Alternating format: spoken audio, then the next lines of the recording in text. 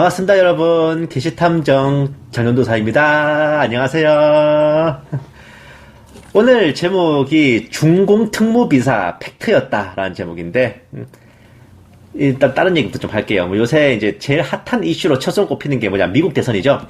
요래저래 말도 많고 탈도 많아요. 하지만 본 게시탐정은 이번 대선은 미국을 양쪽으로 쪼개지 않고서는 서로가 납득할 결론이 안 나올 거라 생각합니다. 차라리 현재까지 투표한 것들 다 편집하고 헌법에 명시된 선거 개수법에 의해 각 주별로 한 표씩 하원에서 간접 선거로 대통령 뽑는 게 제일 합리적이지 않을까 싶습니다. 왜냐? 그 하원 의원들도 결국은 그 주 주민들이 선거에서 뽑은 또 하나의 선거인단이니까요. 저는 이 미국 대선 관련된 소식을 이제 그냥 신인균 교수님의 국방TV, 군사TV 이걸 통해서 이제 정보를 받습니다. 엔간하면 정보를 받는 창구는 하나만 있는 게 좋아요. 이외에 이제 예전에는 이제 또 엠킴TV라는 것도 좀 많이 참고를 했었고, 그렇습니다. 어쨌든 남북전쟁 이래로 제일 위기를 맞고 있는 미국 상황인데, 이래저래 알려진 일루미나티의 계획서는 물론이고, 무려 30년 전에 예측된, 제가 한번 방송해드린 적이 있을 거예요. 그, 대환란 시나리오 적그리스도가 승리한다면, 이라는 예측인데, 거기에서도 극심한 인종차별로 인한 흑인들의 대규모 폭동, 그로 인한 미국 연방의 사분 오열과 내전 상태라는 게 분석되고 있었습니다. 지금 안티파 그리고 BLM 이런 거 생각하면은 딱 각이 나오죠. 어쩌면 이것이 수십 년 전부터 예언된 그 운명의 데스티니로 가는 과정일지도 몰라요. 다만 그건 그거고 이 와중에 뭔가 흥미로운 이슈가 될 게 있죠. 누구나 관심을 가질 만한 내용입니다. 바로 미 하원 의장 낸시 펠로시가 꽂아준 측근인 스왈웰 하원 의원의 스캔들입니다. 제목 지긴다 그죠? 관계를 맺고 정보를 빼낸 중국 여스파이 미국 정계 발칵. 자, 크리스틴 팡 또는 팡팡이라는 중국판 마타하리의 이야기입니다. 최소 2011년부터 5년간 캘리포니아주 샌프란시스코 등지에서 거물급 정치인들을 상대로 첩보 활동을 했대요. 이 양반이 보시면은 선거 자금 모금과 사무실 인턴 직원 채용하는 거에도 관여했고, 꽁냥꽁냥 관계를 맺는 방식으로 접근해서 블라블라블라. 참, 만능 스파이다, 그죠? 앵간히 일도 해주면서 또 정보 수집도 했네. 이 팡팡 씨가 2011년 캘리포니아 주립대 여대생이었습니다. 그 학교에서 중국 학생들을 대표하는 이제 인사였죠. 샌프란시스코 주재 영국 대사관, 샌프란시스코 주재 중국 영사관과 긴밀하게 연결되어 수많은 정치인들 접촉했는데, 아마 이 영사관, 사실 영사관이라는 거, 외교 공간은 거의 허가받은 특무기관이거든, 사실. 특히 중국 정부기관인 국가안전보위부라고 하지만 국가안전보위부는 북한의 주민사찰기관이에요. 중국 국가안전부가 여기에 개입돼 있을 거라고 보고 있답니다. 어쨌든 정체가 드러나자 중국으로 째죠, 이 팡팡씨.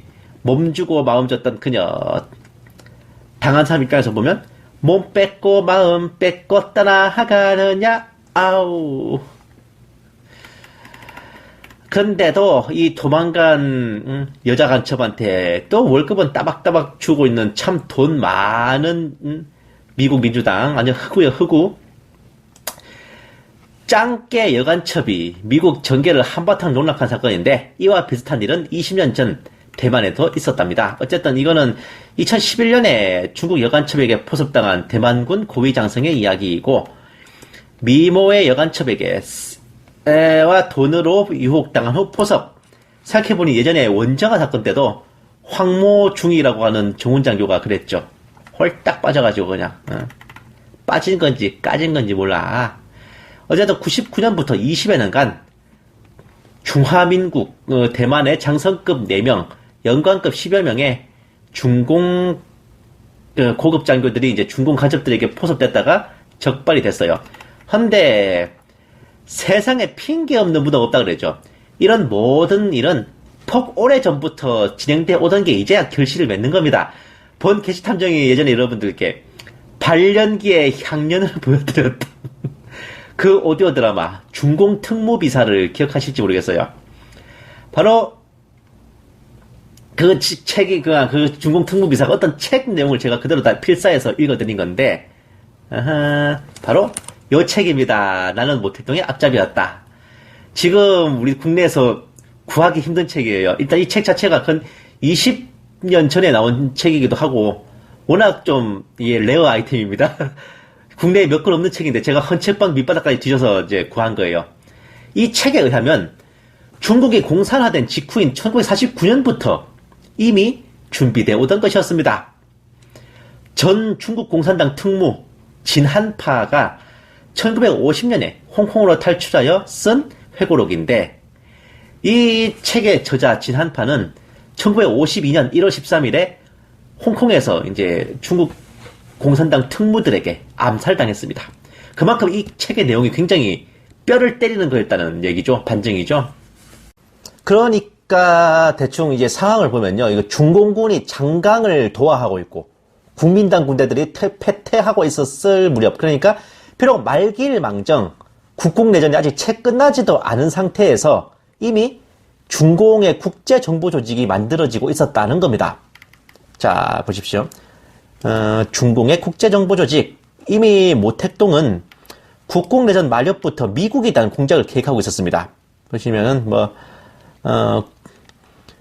중공의 국제적인 진출에 있어, 중간에 모택자는 자유세계를 영도하는 미 제국주의가 공격과 투쟁의 대상으로 될 것으로 생각되었다. 라는 대목이죠. 그리고 봅시다. 1949년 7월 초순경 상해시가 중공군에게 소위 해방된 지 1개월 남짓 지난 때였다. 그대로 사실상 북정특별시 궁현호동 15호는 극동 공산집단, 그러니까 어쨌든 중국 공산당의 국제정보부가 이미 그때 있었다는 겁니다. 도쿄, 파리, 런던, 워싱턴까지 특무를 침투시켰고, 특별히 미국에 대해서는 수많은 중공의 특무 공작원들과 국제간첩들이 고도의 훈련 후 침투되었다.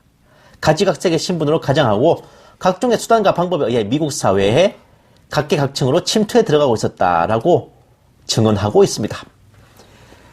이 증언자 진한파의 직책은 중국 공산당의 특무기관인 중앙사회부 화동지부가 되는 화동사회부 정보공작위원회 정보위원 겸 제3실 2공작조 2부조장 그리고 제3실 4공작조장 겸 특무간부 양성소 교관을 역임했습니다. 1949년 6월에 상하이가 이제 중공군에 함락되자마자 곧바로 설립된 이 특무제조소에서 전문적인 여간첩을 양성해서 미인계를 훈련시키는 정황을 폭로한 바 있었죠.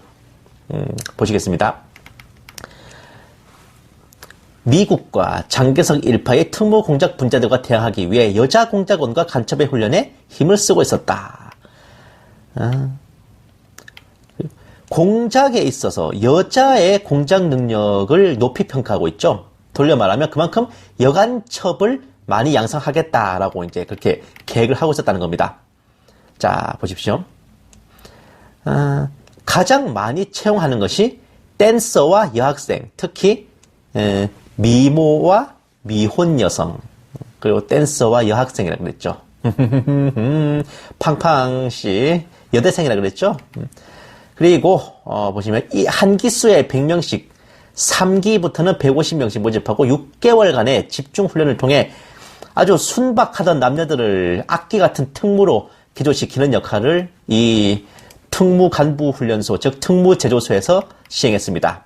자, 보시면 뭘 배우냐, 여기서 남성 심리학, 오락기술, 당구, 마작, 바둑, 댄스, 노래, 그리고 댄스홀, 카페, 바, 요정, 사교장, 파티 같은 오락장소와 흥행장소에서 행동하는 데 필요한 기술 습득. 그리고 남자를 녹이는 데 필요한 성행위에 대한 특수기술과 기교 등을 강의받았는데 모두 이 방면의 권위자나 전문가들이 가르쳤다.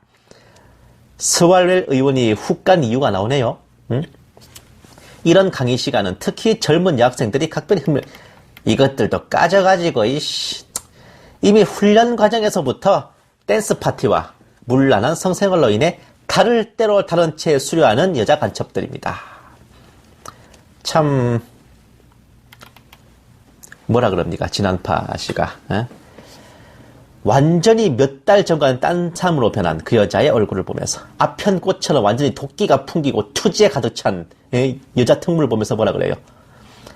너도 이제는 공산주의라는 정신 아편주사를 맞고 취해버렸구나. 젊음과 아름다움을 가지고 이제부터 얼마나 많은 사람들 유혹하고 해치고 죽이겠는가. 그리고 나중에는 너 자신도 공산당에 속아서 인생을 불살라버릴 거냐. 라고 참 착잡함을 금치 못하고 있죠. 보시면은 1949년 6월에 설립된 중국 공산당 특무 제조소에서는 이듬해인 1950년에 이미 대만으로 특무 공작원들을 파견하고 있었습니다. 와, 엄청나죠. 이들이 그렇게 쭉 활동했다면 아마 대만은 이후 20년도 못 가서 망했을 가능성이 크지만 다행히도 중공이 문화대혁명이라는 광풍을 맞는 덕분에 월급이 몰라도 그때까지 구축된 특무 조직이 붕괴되고 미국과 대만에 깔아둔 내선 또는 파견한 특무들도 와해되지 않았을까 저는 그렇게 생각을 해봅니다. 그러니까 그 나라들이 살아남았지. 하지만 최소한 문화대혁명이 끝나고 실용주의자들이 집권한 후에 미국과 이제 활발히 수교를 하면서 또다시 이러한 특무들의 양성과 파견은 진행됐을 거예요. 이미 쌓아놓은 노하우와 내공이 있기 때문에 보다 원활하게 양성과 파견이 가능했을 겁니다.